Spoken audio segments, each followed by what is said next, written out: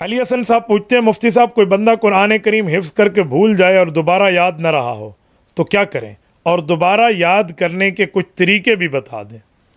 علی حسن صاحب آپ کا بہت پیارا نام ہے، حضرت علی المرتضیٰ اور حضرت امام حسن رضی اللہ تعالی عنہما، ان دونوں کا نام آپ کے نام میں موجود ہے۔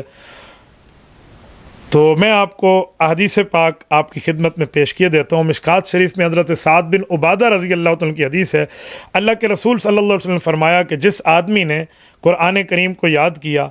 اور دوبارہ بھول گیا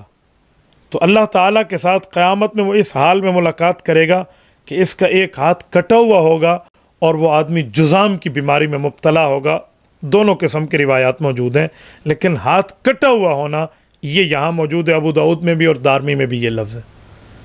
تو کتنی بڑی بد نصیبی کی بات ہے۔ اسی لیے اگر آپ نے قرآن کریم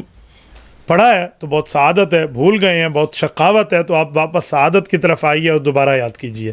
اس کے لیے چند طریقے میں آپ کی خدمت میں عرض کیا دیتا ہوں۔ نمبر 1، باقاعدہ طور پر مدرسے میں داخلہ لیجئے اور دوبارہ قرآن کریم یاد کیجئے،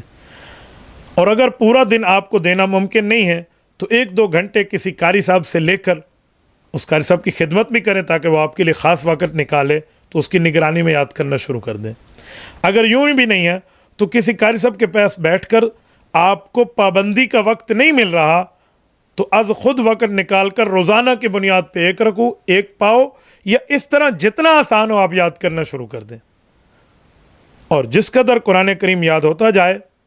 چوتھے نمبر پہ میرا مشورہ ہے کہ اس کو نوافل میں، سنتوں میں، یہ جو فرض آپ کو جماعت سے علاوہ کوئی ہو گیا ہے تو اس کے اندر پڑھیں، تو انشاءاللہ تعالیٰ آپ کو یاد رہے گا۔ یہ منزل یاد کرنے کی ترتیب ہے، اور پھر اس کو تراویح میں سنانے کا بھی احترام ہونا چاہیے۔ نمبر 5، گناہوں سے حافظہ کمزور ہو جاتا ہے، اسی لیے آپ کو گناہ سے بچنا بہت زیادہ ضروری ہے کہ آپ قرآن کریم کو تھامے ہوئے ہیں، اس وجہ سے آپ گناہوں سے بچ جائیں۔ تبارك الذي نزل الفرقان على عبده ليكون للعالمين نذيرا